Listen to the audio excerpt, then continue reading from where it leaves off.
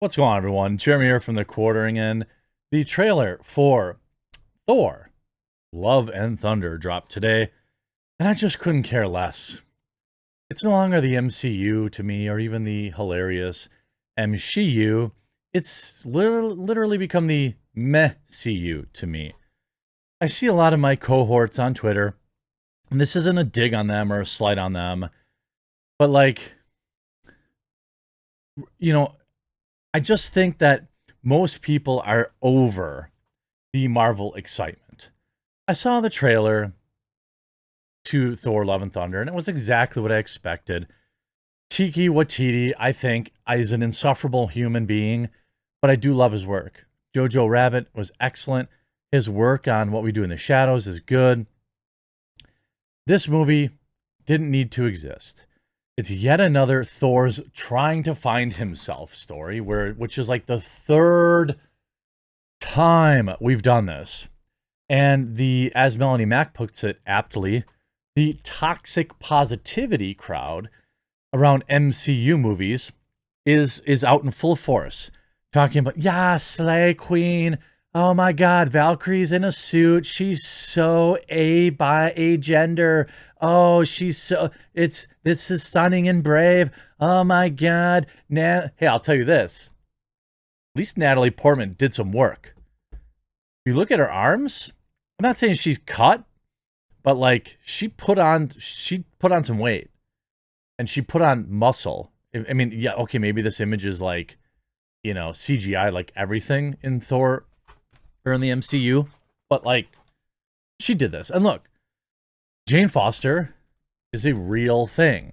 It's a real character. I don't care about Jane Foster, but some people do.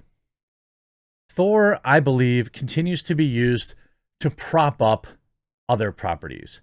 In the trailer, we see Thor essentially abandon the Guardians of the Galaxy to go on for yet another soul-searching, adventure where he makes jokes. And we know that that's the modern Marvel film. Here's how you do a Marvel film. You throw in a bunch of mediocre CGI, and then somebody who hands you the shaker of jokes had pulled a prank on you and loosened the whole lid. So instead of pouring in, just the appropriate number of jokes, you just dump the whole thing in. The entire movie's joke, joke, joke, joke, joke, joke, joke, joke, joke, joke, joke, joke, joke, joke, joke, joke, joke, joke, joke for 2 hours. And that's fine for some people. I think that I myself got caught up a little bit in just being negative about the MCU movies for negativity's sake. And there are always a bunch of my viewers like, hey man, come on, don't make me feel like garbage just because I want to watch Hawkeye and it's made by Disney and Disney's bad. And they're right. Life is short. Use a VPN. Find other ways you can enjoy a lot of properties, Marvel properties, without giving Disney your money. That's all I ask. Somebody's got a free trial. Maybe your cell phone carrier's got a free trial. Somebody's got it locally stored. You could watch it. You have a friend who has an account. I don't want to be that guy that for the next 10 years, every time a Marvel movie comes out, I'm like, oh, this is the worst thing ever. And it's not because the people that do that are wrong. It's because I'm just tired of it. I'm just exhausted. I'm so tired of it all, the meme, yes, it's going to be a mediocre Marvel movie. Every movie that comes out for Marvel now, for me, I'll get around to it eventually to stream it. There's nothing that Marvel is putting out outside of the new Captain Marvel movie that I'm like excited about. And I'm excited, obviously, mimetically, for the Captain Marvel movie. I actually don't have any issue whatsoever with Natalie Portman. I really like Natalie Portman. I just don't care about Jane Foster. And we all know why the story has Jane Foster in it. It's about passing the torch. It's the same reason we're talking about Riri Williams taking over for Iron Man. It's about the MCU. But these movies will all pale in comparison. Now, Thor Love and Thunder is the first true Phase 4 movie that I think I'm not sure about. because it'll be long enough after the lockdowns and stuff to expect a reasonable box office. We had Spider-Man make $1 billion. It's possible. I didn't think that era would ever happen again, but Spider-Man did it. I believe I did give that caveat at the time, but it may still be true. Nobody went to see Black Widow. Nobody saw Shang-Chi. And I'm not saying these are bad movies. I'm just saying nobody went. Because for a lot of people, Endgame was it. We were done. We already in the fridge. We're done. We've released. We're in the kitchen making a sandwich now, and you're releasing MCU movies. And we're looking for the Gatorade. And they're so formulaic that I literally can't even get up to like pretend to care about it. I like what TD's work. I do. What We Do in the Shadows is one of my all-time favorite shows, at least the first season or two. Hilarious. Deadpan. Like vampires did The Office kind of thing. Hilarious. He's involved with that show. Jojo Rabbit, I thought was just amazing. Excellent movie. His last Thor movie, a lot of people said was their favorite. It's not my favorite. It was Ragnarok, I think he did, right? And now he's doing this one, which is going to be just goofy. You know, they got, you had this like cringe moment back in 2019. This is why I don't care. Like here, look, she's put on some meat. Here's Natalie like, come on. You got to run an ad on a freaking Twitter video? As you're probably getting an ad on my video. Anyway, like you had this big moment. And she's here. And introduce her to you now. Please, welcome to the station, Natalie. So they bring in Natalie Portman, and he does this. He goes down on his knees, and he presents her with Mjolnir. It's so cringe. I know canonically, other people can wield. Those that are worthy can wield the hammer. I get it. I just don't like when I'm watching Endgame and I'm watching like 5 different people toss around Mjolnir. It's not cool then to me. It's Thor's weapon. And again, I know that I'm just being honest how I feel. It's cringy seeing Captain America use it. I don't like it. It's Thor's weapon. And like this movie comes out, you see this like, here's an article.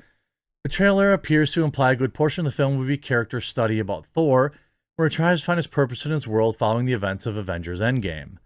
Along with the first teaser trailer, Marvel released a brand new synopsis for the film. It begins. The film finds Thor on a journey unlike anything he's ever faced. A quest for inner peace. He's done this quest 3 or 4 times now.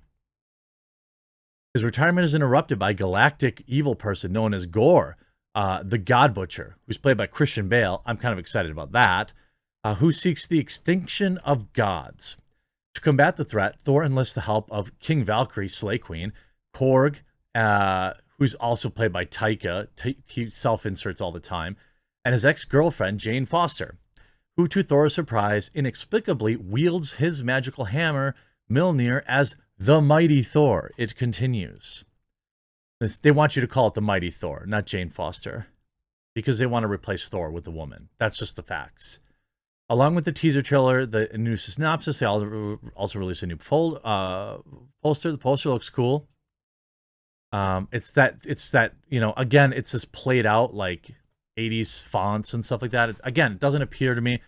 Then of course we see Valkyrie in a business suit because she's, you got to be able to tell that Valkyrie's, I don't know what they call her, like bi or agender or whatever.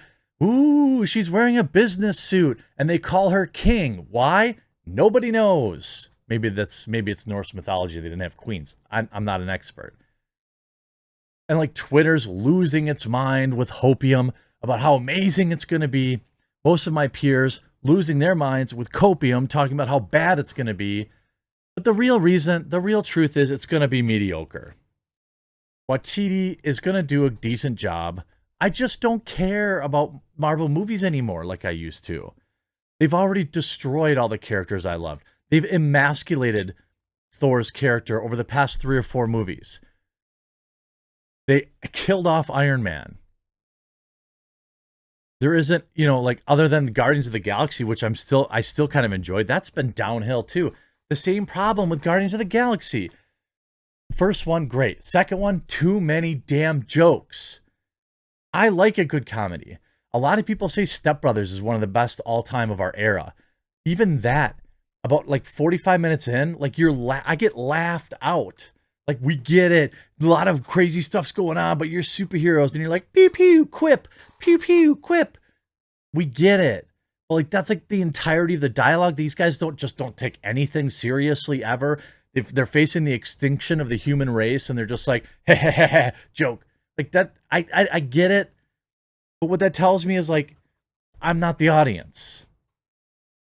You know, like, I'm just gotten older and crabbier, and I like movies like The Batman, and I like Joker, and I like the Christopher Nolan Batman series. I like serious movies about, even with these characters, like, could you imagine if like we did like a serious dark movie with Thor or something like that, like, instead of just constant jokes? But I know that's not what they want. That's not what the kids want that they're catering to. Because that's what they're obsessed with, is like, what do the kids on Twitter say about it? Oh my God, more representation, slay queen. It's fine. I don't care. Like, we know what Disney's doing. We know what Marvel's doing. They're pushing out the strong alpha male characters either by replacing them or humiliating them, and they've been doing it for years. I hope you enjoyed this video. We'll talk to you again real soon.